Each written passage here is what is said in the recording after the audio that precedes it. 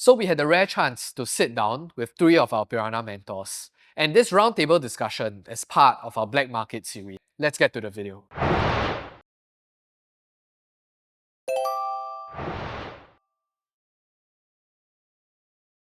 So I think I wanted to really start off today's discussion with Amazon's founder, I think Mr. Jeff Bezos himself. So he stepped down from Amazon recently and he gave a talk in Italy, I think in Europe, for one of the tech conferences. And he was asked point blank about this question, whether he thinks AI is in a bubble or not. So I think he gave a rather nuanced view, but on a summary, he said that yes, AI might potentially be in a bubble, but he tried to draw the distinction between an industrial-led bubble versus a financial bubble. So to give the audience a bit more perspective here, when he talked about industrial bubbles, he's comparing it to, for example, the dot-com, where back then all the internet companies, and Amazon was one of the beneficiary of this kind of internet companies. Huge amount of progress, huge amount of innovation, but there was a bubblish period. It crashed, but those that survived actually did came back up. Versus, let's say, the 2008 Great Financial Crisis, that was a financial bubble. So there was a lot of speculation, a lot of leverage, and there was not a lot of utility or value that was created at the end of the day. So I think rather than try to talk in theories and to talk about, oh, look at last time the PE ratio is this and that, I think we have the benefit of really sitting down with our Piranha mentors, and they've sat through many of such cycles. So I think just to get the ball rolling, I think when using Jeff Bezos' kind of reference point, assuming let's compare today, the 2025 era, with a lot of all this momentum and excitement of AI versus the 1999 when a lot of people are getting excited about the internet and things. Adam, maybe you can share a little bit more. Back then in 2000s, what were you doing? Were you already starting to invest and trade? And how was the entire atmosphere like? And any stories to share as well to the audience? So I remember quite vividly that I went into university in 1995. And so 96, 97, I started to trade in the US market. And I use the word trade because in those days, I was not really an investor. I was more of a trader, right? So, when I entered, there was a stop loss. So more short-term mindset at the time. And a lot of my NUS buddies were also trading the US market accessible. Of course, not as much as now, but it started to become accessible to Singaporeans, right? So I started in 96, and then in a way I was lucky because 97, 98, 99, that was the dot-com boom. And I was lucky in the sense I started during that boom. So in fact, that's how I made my first million, all right, during that time. But when it came towards the end of 99, at that point of time, I remember me and my friends were saying, this is effing crazy. It don't make sense, right? If you watch the movie The Great Shot, there's this guy called Mark Baum who says, this is effing crazy. And that's exactly how I felt at the time, because at that time, remember that there were stocks that were going up 20% every day. Every day, it just keeps going up, right? And these were companies that had no profits. Some had no sales. It's just because they put a .com next to their name. And so at a point of time when it was, again, 98, 99, I didn't dare to touch anything already, right? So I made a lot of money and I stayed out because it didn't make sense. Did I know where was the top? No, I didn't know. And at the time, I still did not know how to short the market, right? And eventually, when the thing burst and the thing collapsed, I got out before the collapse. Not because I was very smart, but because it looked crazy to me when companies making no money were going up like crazy, right? Contrast with now, the feeling is totally different, like I said. So now the companies that are going up, whether is it a Palantir or Nvidia, they are making money. They are making billions of dollars of free cash flow. So the price is being supported by the earnings. It's a totally different story. But yes, there are some companies that are not making money. They're also going up, but pockets of them. Like I mentioned, the quantum computing stocks, some of them, right?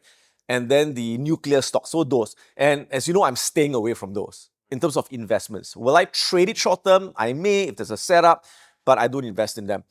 But like I said, those bubbles, they seem to be deflating quite fast as well. Like I mentioned, the quantum stocks, a few weeks ago, they dropped 30%. So I think the market over time gets smarter. Although we keep saying it's the same movie being replayed, but each time you watch the movie, I think overall people get a bit smarter. And every crash is a bit different then. Yeah. Unfortunately, that time, I remember my parents, they were asked by their bankers to buy those tech funds. In late 99, 2000, right? And I remember I told my dad at the time, say, hey, Papa, I think don't buy it. I think a lot of stocks don't make sense. Hey, shut up, son, what do you know? And at the time, I was not a well-known person. As an investor, he's like, shut up. And the whole thing collapsed over 90%. So now he listens to me. So if you actually draw that contrast back in 99 versus today, do you see any sort of similarity? Or you pointed out the differences, but in terms of the vibes, the atmosphere of people getting excited? Very different. It's very different. I think people now are a lot more cautious. Like I said, I give you an example just now, right? Now, during those times, company no profit, no earnings also go up. But now companies like Microsoft announce good earnings, also drop. Meta, good earnings, also drop. So it shows you that the market, in fact, is not that euphoric at all. And like what Elson also mentioned, he doesn't see those euphoric price action. It's going up slowly and steadily, but not those like super sharp flush ups. If you're enjoying this conversation, go ahead and give the like button a gentle press. So Bang, how about yourself? During the 2000 dot-com bubble, what was your experience back then? Well, I entered the market first time in March 2000, right? So after the dot-com bubble busted already, so the Y2K thing. So, but it continued for a while. But the thing here is I did not start with the big money.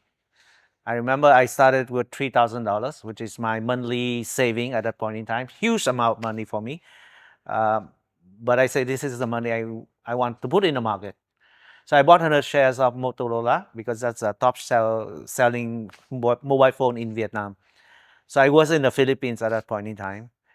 And therefore, I did not have a big exposure. So I could not feel the pain that people gone through during that time.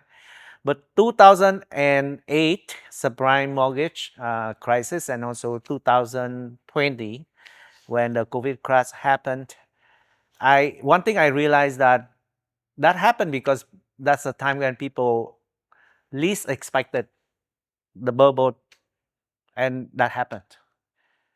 Nowadays, people keep talking about the potential bubble on AI-driven stocks, and the market is overvalued and stuff like that.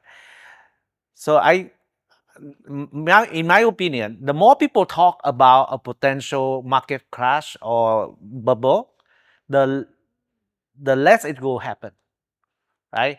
Because people has prepared for it. Lots of people sit on the sideline with big money waiting for the crash to happen, and typically it won't happen. That's based on my experience. So the last two times that I experienced, because less people expected, except for the big short guy, right? Yeah. But the whole market is like, well, nothing. Yeah, I agree with you. It's like I keep saying that if you expect to be hit if you expect to be hit by a cow on Thursday, you won't be hit by a cow on Thursday, because on Thursday you will stay at home, right? And you're right. I remember that during the dot-com boom at the time, no one talked about the fact that it's a bubble, and it burst when you least expect. In the great financial crisis, it happened when no one talked about housing bubble, except the few guys who later became famous, who shared about it. And again, in COVID, no one said that we're going to have a pandemic, right, until it happened. So that's how the market works. Yeah. So this is actually something I remember during the time when I was in the prop desk. I actually started training prop desk in 2010 when I graduated. And during that time when I joined, right, the market has started to recover from the subprime mortgage crisis. And even though the market was recovering, right, there is other problems like the Eurozone crisis. I believe some of you remember like PIGS, right, PIGS, Portugal, Italy, Greece, and Spain, right? They were having problems with refinancing the debt. There were even bank runs, right, and people panicking and withdrawing their money from the banks. So every other day during my time in the desk, right, when I see the CNBC heat map, a lot of the stocks are all like 80-90% red color. And that makes us very, very bearish every day when we look at CNBC. But then again, there were some of our senior traders in the desk, right, who have a lot of experience trading so many crises before. they told us that this so-called Eurozone crisis is not really a crisis because everyone anticipated this, right? And if something, if there's a negative event that everyone anticipated, is not really a crisis. A crisis is something that everyone is unexpected or did not expect that kind of magnitude. Like for example, subprime mortgage crisis. I believe that caught a lot of banks right off guard. That's why that resulted into I think one of the longest bear market, right? Right. Then those that people anticipate, right? The hedge funds will most likely have hedged their position. That's why sometimes you see the kind of like quick sell off and then a V bottom rebounds. Yeah. So that's my experience in during 2010. Actually, during that two periods that we talked about, 2000 and 2008, I know Elson, you are like the youngest amongst the three, and I think during the dot-com, before dot-com, you were like 14 years old. But have you heard of any stories or things that you can share? Whether is it your parents, were they invested? What lessons did you take away from those crisis periods? I think during the dot-com crisis, I think I'm still in secondary 3, I think. Right. So I don't have any recollection of what happened. I would say that during my growing years, I think my parents really shielded us from all these like money issues. But it was during the subprime mortgage crisis, right? My dad businesses start to get affected. I mean, before that, I think my dad is doing quite well in his career. Like he owns a construction company, a small time I would say small to mid SME. And then he was doing a lot of projects for a lot of companies and residential projects. Business was doing well, right? At his peak, I think he got like 30 workers. And he invested a lot of this money into property, like like old timers, right? They like to invest in like coffee shops. So my dad like invests in coffee shops in Bugis, Kaki Bukit, and many shops in the Bugis area as well. But because of cash flow issue, he was over leveraged. Right, when the financial crisis hit, a lot of his so-called subtenants were not able to pay him rental on time. And as the master tenant, right, he has the obligation to pay the landlord. And there was a period of time, I think he every month he was like in deficit like $100,000. And as the month goes by, he eventually have to force sell some of his very, I think, treasured coffee shops. And during that time, I think I was in my junior college days, right? And I've seen the kind of agony, right, in him, right? And that really pains me. Even till now, I can remember there were debtors coming to my house, right? I gone through a period where in the middle of the night, right, the electricity will just cut off, and we have to take pails of water and borrow water from our neighbor, right, just to shower for the day. And for some reason, we were really surviving. Like the SP utilities bill, my dad was barely just paying the minimal, but the next month when he didn't pay, then the electricity and the water will be cut again. And when I go to school, I still remember during the time I was in the university, right, in SMU. I remember when I go to tap my card to school, my card doesn't work. I thought there's something wrong with the gantry. But it's because my dad didn't pay my school fees. Right, for almost like I think almost for 1 year. I mean, I think the school is actually quite kind for me to drag 1 year, but it was quite embarrassing because during a period of time I have to wait for my friend to tap for me to go in, and I have to explain to them why I couldn't get in. So that was a very tough period. And one lesson learned is that I can learn from what happened to my dad during that time is not to over leverage, no matter what. Right, I think, and that's the reason why even though as I grow up, as I trade and invest, I tend to take very little leverage. Even though sometimes I trade some very speculative assets, but I do my best not to only use the amount of money that I have to buy the particular stock or even cryptocurrencies. Adam, you want to share your story? Oh yeah, I mean, a lot of people ask me, Adam, why are you so conservative and all that? And it's because of, again, these series of events that happened to me, that I experienced. They say it's good to learn from your mistakes, but better to learn from other people's mistakes. And I think one of the memories that seared into my memory the most was in 2009. I was conducting my investing course, the preview, where I give a talk to the public about investing, where they can sign up for the course. And after I did this 3-hour talk, one of the participants came up to me, and he was easily in his 80s, and he said, "Oh, Mr. Khoo, that was a very interesting talk about investing and all that." And then he suddenly cried in front of me, literally crying in front of me, in front of the whole audience. And he then shared, he said, "You know what? I used to own all these buildings, right? This building and this Shenton Way and da. And he used to be worth, again, 10 million over. And he said, I lost everything. I lost everything in the crisis." And he said, "Mr. Khoo, what you're teaching people, all right, is so valuable, but please remind them to not over leverage," right? And that seared into my memory. And because of that, today I remember that old man, right? That's why, to me, it taught me a lesson that in the markets, in the short term, anything can happen. Yes, long-term market will always go up. Long-term good companies will always go up. But in the short term, anything can happen. A great company, the stock price can drop 90%. I've seen it before during the flash crash, where even a company like Procter & Gamble, one of the strongest companies, the share price I remember dropped 80% because of the flash crash. And this is, or some computer error, something like that, right? So imagine if you were leveraged, you get wiped out. Or, but if you hold good companies, you don't leverage, all these crashes in the short term, it doesn't matter, because it will reprice once the market comes to its senses. So the whole point is to be able to survive all these things that will happen. It's not if, it's when it will happen. So always live to fight another day, right? Protect your capital. Yeah. That's also like I like to use in my trading approach.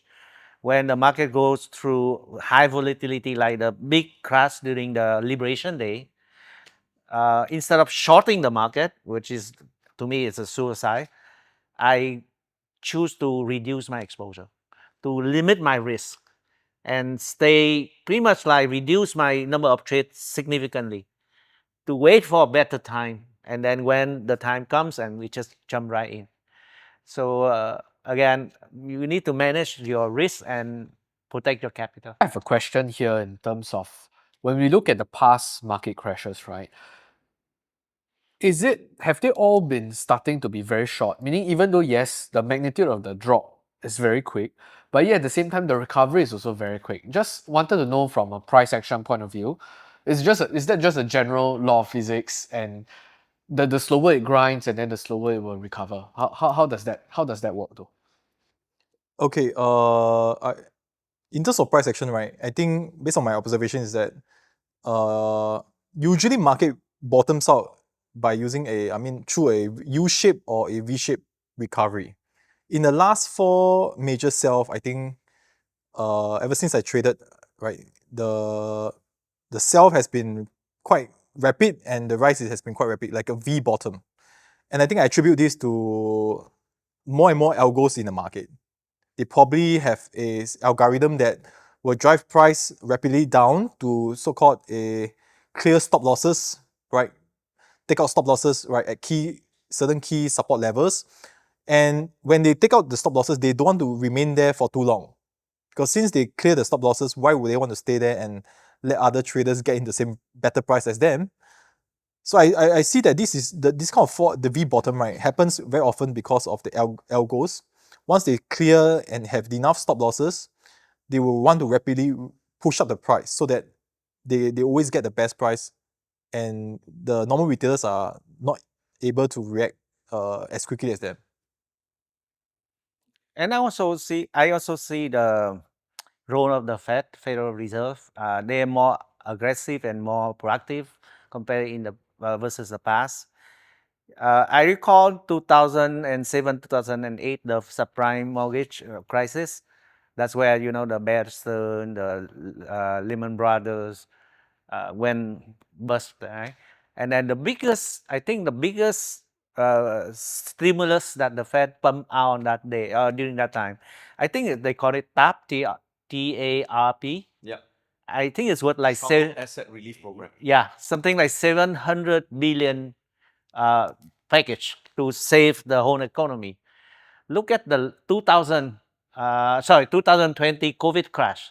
They pump in trillions of dollars and much aggressively in terms of the stimulus to get the recovery as quickly as possible, right? So I think the Fed roles in this stimulus package also help. I find that when markets go down slowly, they go up slowly. When they drop fast, they go up fast. And I use the analogy of a bouncing ball. When you throw a ball down hard, it bounces back higher. But if you drop the ball like tuk, tuk, tuk, tuk, it takes a long time to go up. So I remember that in the dot-com crash, the market actually went down very slowly. It went down very slowly, and that's why it took more than 2 years to recover. Great financial crisis also went down very slowly. Now, when I say slowly, it's a 45-degree angle, right? 45 degrees go down. And before the bottom, you see a 90-degree drop. Then it reverses up. Same thing with the Great Financial Crisis, 08-09, 45-degree drop, and then 90-degree drop, and then goes up.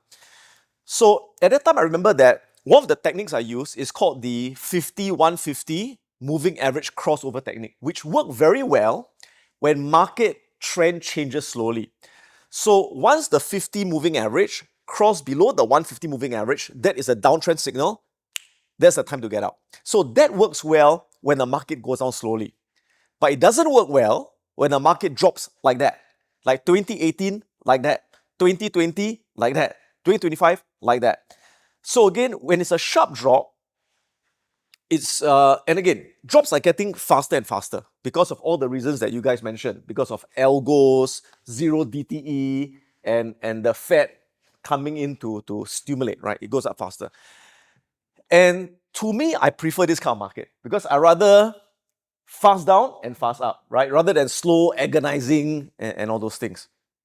So that's my experience. So nowadays, because the market goes down faster and goes up faster, the 50-150 moving average crossover technique, or many of these trend change techniques like MACD and all that, doesn't work as well anymore. It doesn't work as well anymore. Yeah, it will cause a lot of false signals. So in fact, I think what is a lot more useful is actually Elson's price action manipulation, because that reacts faster than the traditional indicators, right? So that's something I learned from him that's really helped a lot. The other thing I also can add is this, that you find that depending on when you're born, it affects your psychology. It affects your beliefs, your attitudes, and that filters your perception about the market. So you have to be careful that you don't allow your memories and beliefs to affect your perception of the market. So if you look at the baby boomers, now I'm not a baby boomer. Some people say, oh, you're a boomer. No, I'm not, okay? Baby boomers are people who are born, if I'm not wrong, between 1945 to 1965, 45 to 65, they're about baby boomers, right? Okay. Now, these people in a way had it quite bad because they experienced the dot-com crash when they were in their 40s, right? So imagine, my dad's a baby boomer, right? So dot-com crash, wow, a lot got wiped out. Then they, after recovered, great financial crisis, 08-09, they get whacked again. So 40s, they get whacked. In their 60s, they get whacked. So when that happens to you, do you think that affects you emotionally? You get so scared of the markets that you dare not go in anymore, right? And every time the market goes up, you say, no. And you keep staying out. And because of that fear, they miss out the runs from 2019 to 2020. And when the market crashed again in 2020, 2022, they get PTSD, post-traumatic stress syndrome. Oh, they remember, the dot-com crash, the great financial crash. They keep bringing back the past. So they can never make money in the markets. So don't allow the past to affect your future. You have to always look at things objectively. For my generation, which is Gen X, which we are born between 1965 to 1980, if I'm not wrong, that's the Gen X period. Right? So for us, dot-com crash happened in our early 20s, so didn't affect us that much. But great financial crisis affected us in our 30s, right? So some of my generation did get affected. So, I mean, a good thing for me that I learned a lot of psychology at NLP to to not let it affect me moving forward. So just be careful of that. Every time I look at social media, I get some people always posting, oh, you know, this is the next Great Depression. And they remind you that the Great Depression, the market fell so much and it took so many years to recover. They keep reminding you and scaring you of that. But remember that the Great Depression, there was no Federal Reserve. Now, I think they existed, but they did not play an active role. Not like now. Now, like I said, the Fed will save the market. In the Great Depression in the late 1920s, the market goes down, the Fed like, okay, right? And at the time, remember that less than 10% of Americans were in the stock market. Whereas now more than 50% of Americans are in the stock market. So it's a very different market. You can't compare today's market with 1929, you know? Yeah. And maybe one question to also add to that was that because you also sat through the whole 08 great financial crisis during that period, I was just wondering, even today, let's assume that there really comes a big crash as well. And you advocated for, like, let's say, staying invested, whole long-term quality companies. Will there be so-called kill switches that makes you change your opinion and for you to want to hold more cash? Or is this really just a philosophy that you hold all the way to the end, especially for an investor? So remember that in the great financial crisis, it crashed, right? And how long did it take to recover, all right? Now, the bear market lasted about 1.5 years, which is not very long, right? So in fact, I always advocate to people, only invest with money you don't need to use for at least 3 to 5 years, okay? If there's money that you need to use within 3 years, please do not put into the stock market, please. Because a crash can happen anytime. If you need the money within 3 years, please don't buy stocks. You should put it into fixed deposit or put it into bonds that mature in 3 years, all right? And only money that you know you don't need to touch 3 years or more, then you put in the stock market. Because you know that when these crashes happen, it's okay, I don't need the money, right? Leave it there because it will rebound, right? And people always say, oh, but you know, by the time it rebounds, it takes so many years to reach back the all-time high. But they're assuming that you put it all in at the high before the crash. But in reality, that doesn't happen, right? In reality, we only buy stocks when they're undervalued and we dollar cost average slowly every year, which means that your entry point is not the top. Your entry point is somewhere in the middle. And if you keep buying during the crash, your entry point gets lower. Yeah? And within usually less than 1 year, you'll be above your entry point. Okay, I think that's a great lesson from Adam himself. Maybe just some parting words or final lessons from Bang and Elson. Maybe we'll get Bang to share first. Any tips or advice for people that is in this current market climate? I would say as people has anticipated a potential bubble for quite some time, and the fact that many people are still on the sidelines just give me a confidence that we are not really near a bubble, right? Based on my experience, and again, chance is our friends until the end, and if you are a trader, then you rely a lot on the trend, the setup, and I think we just need to take this advantage of this incredible bull run to continue to leverage, to ride on the uptrend and to benefit from it. Okay, final point from Elson. I think from a trading perspective, right, a trader need to trade a size that they are comfortable to trade even through periods of drawdown. A lot of times I see why some traders lose money, right? It's not because the strategy doesn't work, but a lot of times it's because when they lose money in a drawdown, they did not get back in to make money when there is winning streaks. They miss out on the winning streaks. Take for example, like even if the strategy has a 80% win rate, right? But if you suffer from the drawdown but you did not catch the upswing, right? Overall you may still be down for the year. So one lesson I learned is that good times, bad times, you must trade a size that you're comfortable, right? And engage the market. You must have the confidence. And how do you know that it's a size that when you trade, right, is too big for you?